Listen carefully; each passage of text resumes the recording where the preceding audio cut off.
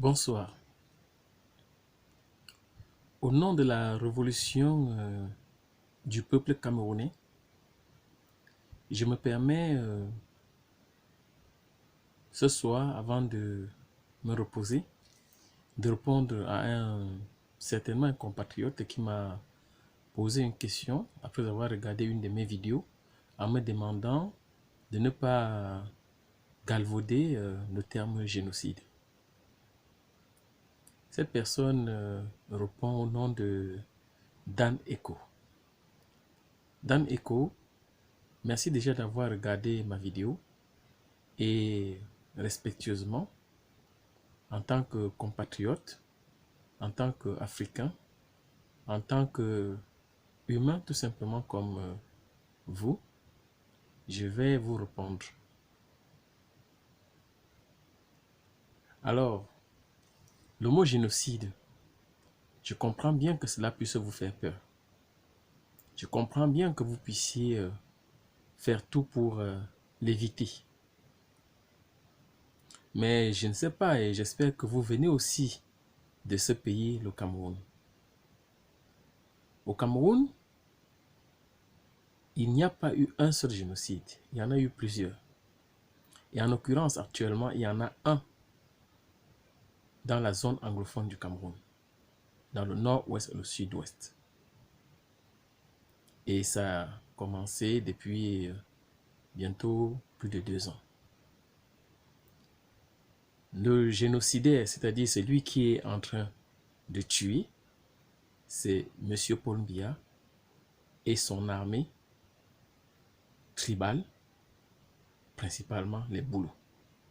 Ça, aujourd'hui, personne ne peut en discuter. Sinon, je vais vous poser quelques questions. C'est quoi un génocide? Le génocide, c'est une tuerie de masse, une extermination d'une ethnie, d'un groupe social ou d'un groupe religieux. Au Cameroun, c'est vrai, Paul Biya est très habile et il a toujours fait par dose homéopathique, c'est-à-dire à toute petite dose. Mais cela ne fait pas de ces masses de tueries moins un génocide. C'est bien d'un génocide qu'il est question. Après, on peut se poser d'autres questions de savoir pourquoi Paul Biya va jusqu'au génocide pour pouvoir, n'est-ce pas, mépriser son peuple. C'est une autre question. Et on le sait, on peut répondre très vite. C'est tout simplement pour conserver son pouvoir. Conserver le pouvoir à tout prix. Je ne veux pas discuter, je ne veux pas philosopher avec vous actuellement. Comment est-ce qu'un être humain peut aller jusqu'à ces extrêmes-là, juste pour conserver son pouvoir? Mais j'ai envie de parler de cette question de génocide. Parce qu'avant d'arriver au génocide, vous le savez comme moi, on est passé déjà par beaucoup de crimes, beaucoup de formes de crimes, des arrestations arbitraires, des détentions arbitraires, des tortures, des manipulations, et sans compter, en ce qui concerne la vie quotidienne de tous les Camerounais, du mépris, du chômage, de la misère, des maladies, et j'en passe. Le gouvernement camerounais, on le sait aujourd'hui, ne fait rien pour son peuple. Et non seulement, ils pillent, ils volent, ils mentent, mais ils ne veulent même pas laisser le peuple respirer, vivre un tout petit peu. Et c'est là le problème. Et pour peu qu'on se lève un peu contre eux, alors on peut subir jusqu'au génocide. Et c'est le cas aujourd'hui des anglophones. J'ai envie de vous poser la question. Quelle autre définition donnez-vous du mot génocide? Est-ce qu'il n'y a pas de tuerie de masse en zone anglophone? Oui, il y en a. Est-ce que ce n'est pas les anglophones qu'on tue? Oui, ce sont les anglophones qu'on tue. Est-ce qu'on ne les recherche même pas dans les autres villes du Cameroun, en particulier à Yaoundé, pour les tuer? Oui, on les recherche. Est-ce que ce ne sont pas toujours les Boulous qui ont la gâchette facile et qui tirent sur eux? Oui, ce sont les Boulous.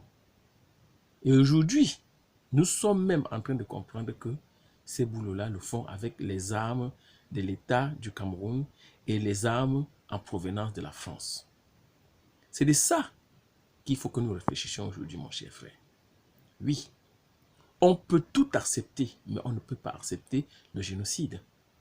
Parce que c'est un crime contre l'humanité. C'est un crime qui n'est accepté nulle part. Je sais que nous, les Camerounais, on ne veut pas accepter ça. On ne veut pas accepter que nous sommes des complices des génocides. On ne veut pas accepter que notre président de 37 ans, Paul Biya, est un génocidaire. On ne veut pas accepter que ce sont les boulous qui sont ceux-là même qui, sur le terrain, l'appliquent massivement. Ça fait du mal d'accepter cela. Je le comprends. Mais si nous ne faisons pas un diagnostic juste de ce qui nous fait mal, de ce qui nous amène au niveau où nous sommes actuellement, parce que tout le monde parle de crise, de dialogue, de ça, de ceci, de cela. Tout cela ne rime à rien. Quelqu'un qui est en train de commettre le génocide ne peut pas être le partenaire du dialogue. C'est clair, c'est net. Parce que le génocide, c'est quelque chose déjà qui se planifie. Et en plus, c'est quelque chose qui se cache. Paul Biya, dans son dernier discours, a prononcé le mot génocide une seule fois. Et il l'a prononcé pour le nier. Pour une fois dans l'histoire du Cameroun, le président Paul Biya lui-même a reconnu qu'on l'accusait de génocide. C'est-à-dire que ce crime-là qu'il a toujours caché, maintenant, les Camerounais sont en train d'en parler. Oui. Est-ce qu'au Cameroun, même moi qui vous parle, on n'essaye pas de vivre? On vit. On ne fait pas de fêtes, on fait. On ne mange pas du bon poisson, on mange. On ne boit pas la bière, on boit. Mais est-ce qu'à l'heure actuelle, où toi et moi sommes encore, avons la chance de vivre, les gens ne sont pas en train de mourir massivement. En zone anglophone, ils meurent. C'est un génocide. Est-ce que nous sommes capables de le dire? Non. Parce que hier, c'était les Bassa. Et qu'est-ce que les Camerounais ont dit? Rien. On a dit que les Bassa, ils sont comme ça, ils sont têtus. Après, c'était les Bamileke. Qu'est-ce que les Camerounais ont fait? Rien. Après, c'était au tour des Nordistes. Qu'est-ce que les Camerounais ont fait? Rien. Et aujourd'hui, c'est le tour des anglophones. Qu'est-ce que les Camerounais ont fait? J'ai presque envie de dire rien. Mais enfin, pour une fois, les Camerounais sont en train de commencer à s'élever. Et pour une fois, ceux qui commencent à parler, les autres n'ont pas envie d'entendre. Parce qu'au Cameroun, on fait toujours semblant. On montre toujours que tout va bien. Il y a même beaucoup de Camerounais qui ont fui cette misère, cet enfer du Cameroun pour venir se réfugier dans d'autres pays africains et bien sûr dans des pays occidentaux. Et quand ils arrivent à retrouver un peu de bonheur, quand ils arrivent à se refaire un tout petit peu, à se retrouver, à économiser un tout petit peu, qu'est-ce qu'ils font? Ils rentrent au Cameroun faire des affaires, acheter des terrains, construire des maisons, se marier, faire tout, comme si de rien n'était, comme si tout était normal. On l'a tous fait, on continue toujours à le faire. On montre que tout va bien. On est joufflu, comme moi je suis joufflu là. Et tout se passe très bien. Mais sauf que c'est pas vrai. Oui, parce que pour peu que vous commencez à parler, comme je suis en train de parler là, vos premiers adversaires, c'est même pas vous qui êtes en train de me dire le génocide, il ne faut pas galvaniser, il ne faut pas trop parler de ça comme ça. Non, c'est ma propre famille. Ce sont mes propres frères, mes propres sœurs, mes propres parents, mes propres amis qui me disent arrêtez. Mais comment va-t-on arrêter l'évidence? Si on ne diagnostique pas cela, comment pouvons-nous l'éviter demain? Comment pouvons-nous faire en sorte que le Cameroun puisse s'en sortir et commencer à vivre comme des habitants d'un pays normal? Oui, ici où je vis, oui, on est considéré comme des êtres humains. On est respecté. On a des droits. Mais nous, les Camerounais, on est tellement civilisés, on est tellement intelligents, on fait tellement de bonnes choses. Mais chez nous, au Cameroun, on ne doit pas parler de ce qui s'y passe. On est très fort. J'ai vu quand il y a eu la crise en Côte d'Ivoire, comment les Camerounais étaient très chauds. Ils parlaient de ce qui se passait. Ils étaient la majorité en train de défendre le président Gbagbo. Oui, la France est en train de vouloir imposer Ouattara. Voilà, ils étaient tous pro-Gbagbo. Oui, et quand on fait la politique, même ici en France ou n'importe où, ils ont des très bonnes idées, des très bonnes opinions. Mais quand on parle du Cameroun, bouche bée. Bouche bée. Quand on parle du Cameroun, il ne faut pas hausser le ton. Pourquoi? Parce qu'on a peur. Pourquoi? Parce qu'on veut protéger ce qu'il y a là-bas. Pourquoi? Parce qu'on veut montrer que tout va bien. On est très civilisé et ça se passe très bien chez nous. L'Afrique en miniature et tout. Non, c'est pas vrai. Moi, je connais beaucoup de Camerounais ici en Occident, particulièrement ici en France aujourd'hui, qui, à force d'attendre que ça change au Cameroun et que rien ne change, sont devenus des clochards.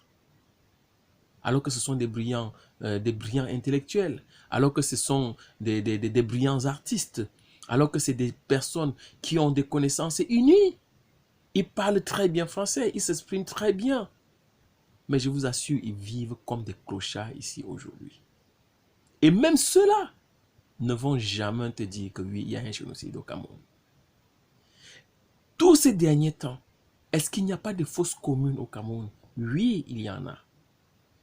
Ce sont les conséquences du génocide. Est-ce qu'il n'y a pas de disparitions dans diverses familles qu'on ne sait pas où sont passés nos frères, où sont passés nos sœurs? Oui, il y en a. Ce sont des victimes du génocide. Et quand vous regardez, à chaque fois, ce sont toujours les mêmes.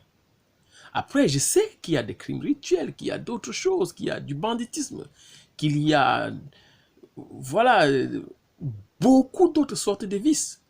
Mais le plus grand de tous ces vices, c'est le génocide. Et tant que nous, les Camerounais, on n'a pas le courage d'identifier ce mal-là, de le pointer et de dire ce n'est pas bon, on ne s'en sortira pas. De toute façon, on va s'en sortir. De toute façon, on a l'obligation maintenant de ne plus rester là à faire la politique de l'autruche, à essayer de préserver un peu les nôtres, notre propre famille, nos enfants, à montrer comment on les aime, comment on leur fait des jolis anniversaires, comment on les achète des bons vêtements, comment on les envoie à l'école, comment est-ce qu'ils réussissent bien, si on sait que eux aussi demain, devenus adultes, vont se comporter exactement comme nous. C'est-à-dire des personnes artificielles, des personnes faux, des personnes qui ne peuvent même pas avoir l'audace, le courage, la capacité humaine de se résigner sur ce qui est en train d'arriver à son prochain.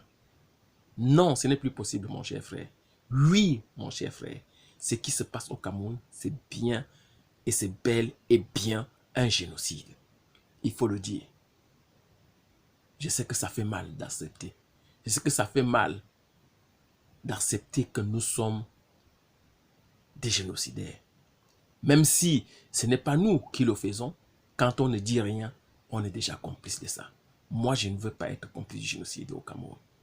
C'est pour cela que je m'offusque, c'est pour cela que j'en parle. Et je tiens à ce que beaucoup de Camerounais puissent en parler. Et enfin, ce sera une façon de pouvoir, n'est-ce pas, exprimer notre propre humanité. Exprimer notre propre respect à la vie. C'était l'essentiel pour ce soir. Je vous remercie. Je vous remercie quand même de m'avoir posé cette question et j'espère que je vous ai répondu. Et ceci dit, je suis ouvert à votre propre définition. Mais j'entends bien tout le monde parler. Des tueries de masse dans les zones anglophones. Des meurtres dans les zones anglophones. Mais personne ne veut aller jusqu'à dire génocide. Bien sûr, c'est un génocide. Bien sûr, ce sont les anglophones qu'on recherche. Bien sûr, on sait ceux qui sont en train de le faire. On sait le travail que M. Atanganji est en train d'abattre au Cameroun aujourd'hui pour M. Paul Biya, pour que sa forfaiture puisse être mise en branle et réalisée. Pour que, enfin, le pouvoir puisse se faire de gré à gré. Ce ne sera pas possible. Ce ne sera pas possible. Au jour d'aujourd'hui, les gens sont en train d'aller au pseudo-dialogue. Et on sait très bien que la plupart cherchent tout simplement à se positionner. Et comment pouvez-vous aller au dialogue en parlant avec le régime de Paul Biya? Oui, parce que si vous leur dites que vous êtes des génocidaires, non seulement ils ne vont même pas vous accepter de venir à ce dialogue-là, mais ils vont tout de suite vous arrêter par tous les moyens.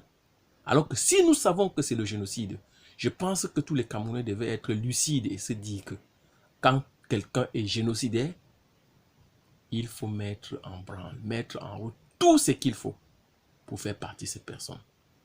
Cette personne ne peut pas partir de lui-même. Cette personne ne peut partir que par la force. Oui.